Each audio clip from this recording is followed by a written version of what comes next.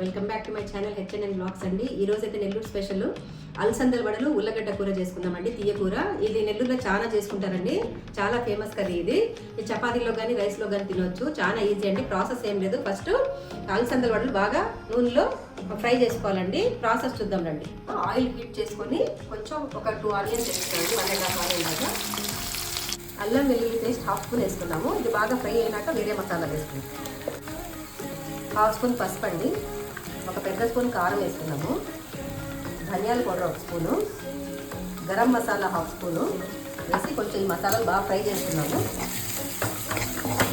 వేసుకున్నానండి. తగినంత ఉప్పు యాడ్ చేసుకొని ఫ్రై చేసుకోవాలి కొంచెం పొటాటోస్. 1 గ్లాస్ వాటర్ యాడ్ చేసి పెట్టేద్దామండి. పొటాటోస్ కొంచెం బాయిల్ అయ్యేదాకా 75% బాయిల్ అయ్యాక అలసందల వడియాలు వేసేసుకున్నామండి. చూడండి, పొటాటోస్ ఆల్మోస్ట్ 3/4 దాకా ఉడికిపోయాయి. ఇప్పుడు మనం అలసందల వడియాలు వేయించుకున్నాం కదా, అలసందల వడియాలు అది వేసుకున్నాము.